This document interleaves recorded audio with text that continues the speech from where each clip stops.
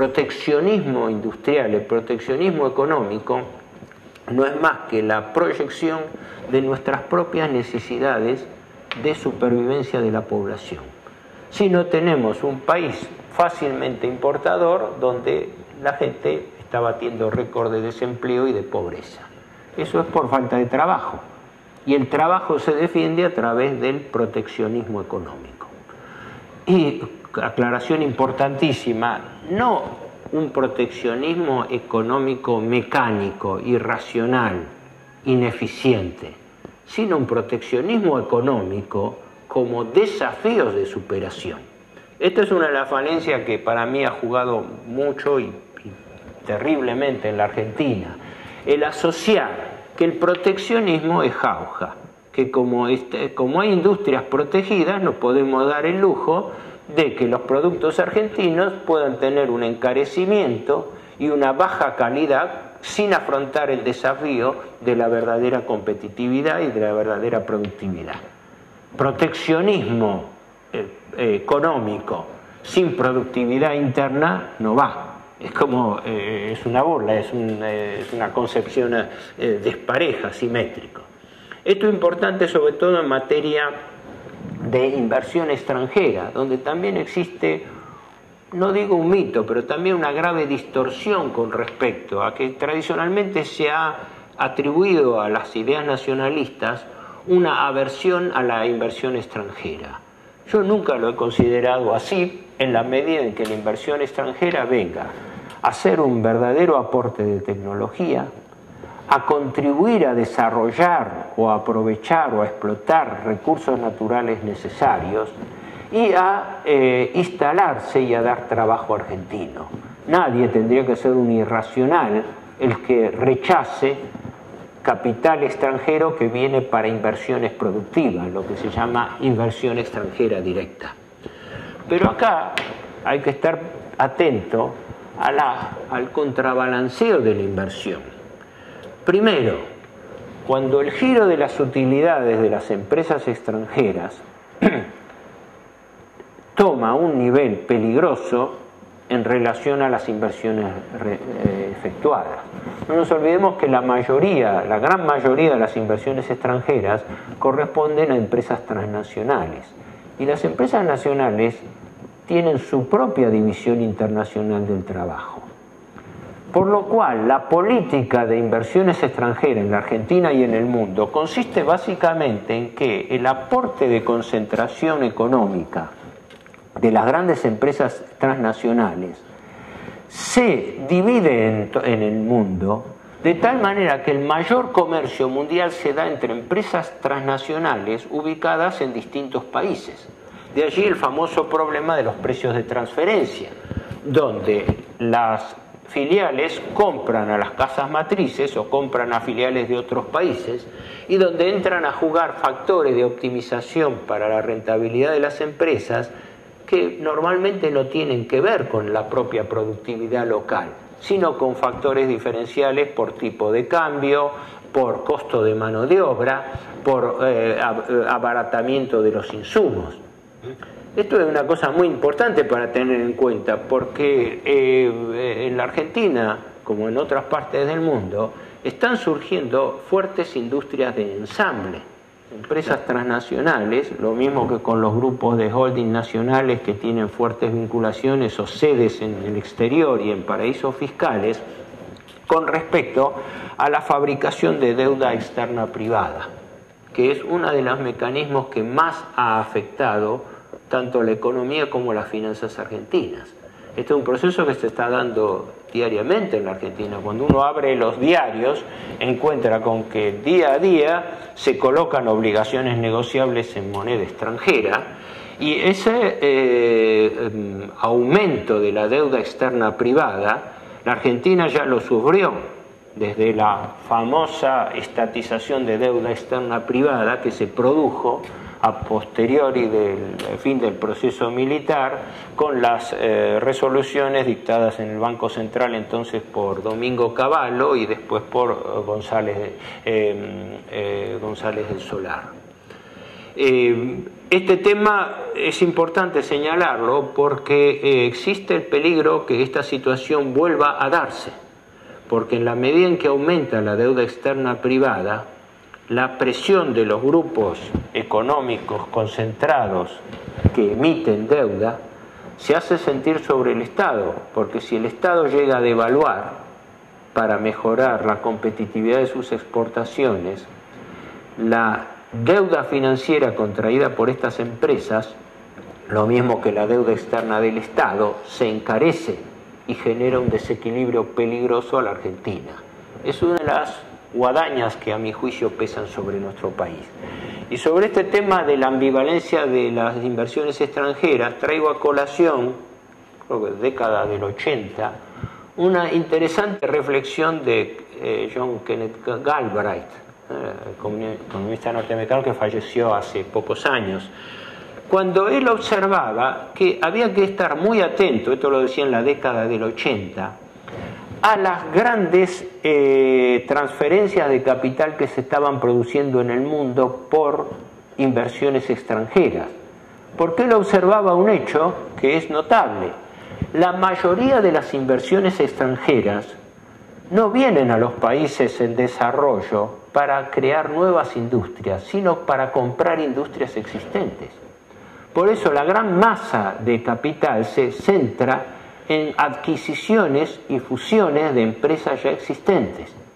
Y muchas veces esas empresas existentes, al ser fusionadas y al aportar tecnología que reemplaza mano de obra, no absorben más trabajo, sino al revés, generan desempleo.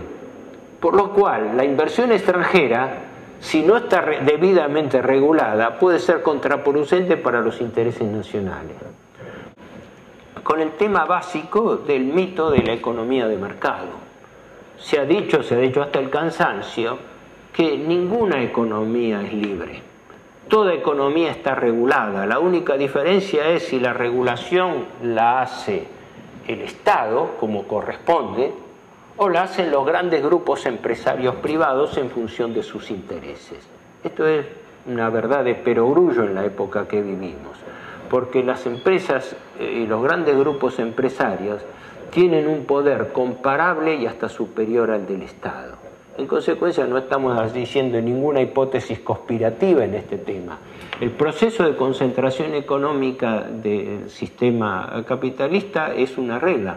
Es más, ya que el comunismo tuvo una implosión, que sería todo un tema para desarrollar, yo muchas veces veo que los marxistas no reivindican como corresponde un aporte importantísimo de Carlos Marx al formular la teoría de la concentración económica, es decir, esta regla histórica, esta advertencia profética, que el sistema capitalista tendía necesariamente a la concentración del poder económico en pocos y grandes grupos empresarios.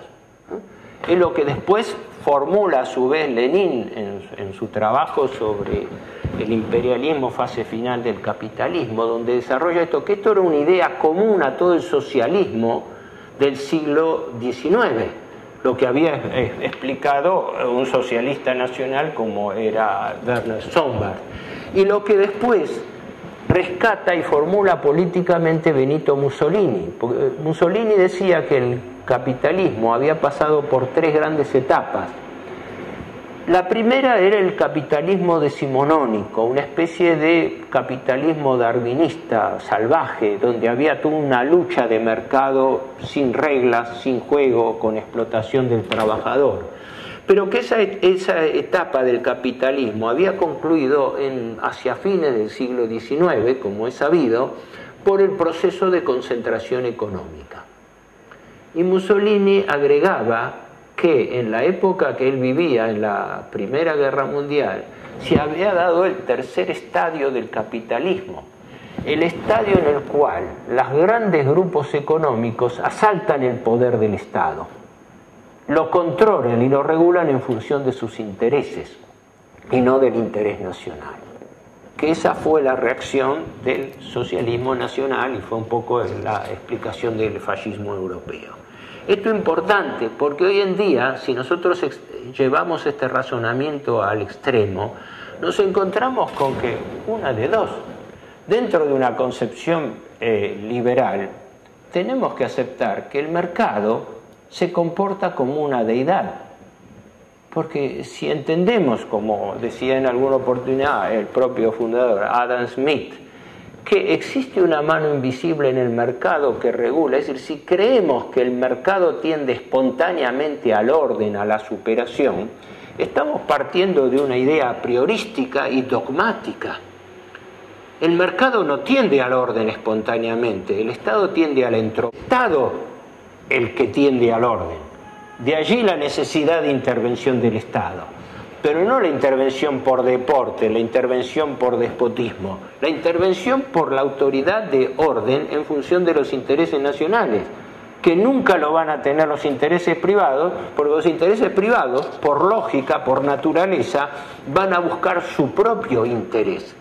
Esta suposición ingenua que se formulaba en el liberalismo clásico, en la escuela clásica, de base a Adam Smith, que el individuo, al perseguir su propio egoísmo, contribuye espontáneamente al crecimiento de la sociedad, es un mito.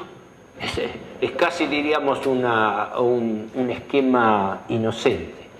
Por eso hice estas digresiones con respecto a la quiebra del sistema político institucional, porque las políticas públicas, de una forma u otra, cuando empezamos a ahondar las cuestiones de fondo, nos encontramos que todos estos criterios están presentes. Es decir, nos encontramos con que sí, criticamos el neoliberalismo, pero la estructura de nuestro comercio exterior está más primarizada, como en los viejos tiempos, porque el fuerte de nuestras exportaciones es y sigue siendo las exportaciones agropecuarias, que no son repudiables en sí mismos, pero que identifican un estadio de subdesarrollo en nuestra economía, porque esas exportaciones debieran tender cada vez más a la elaboración en el ámbito nacional de productos exportables. Es la famosa diferencia entre exportar trigo, exportar harina o exportar pastas. Son estadios de elaboración industrial necesarios para caracterizar el desarrollo de nuestro país, ¿no? Por ello de las ideas así, en abstracto, ¿no?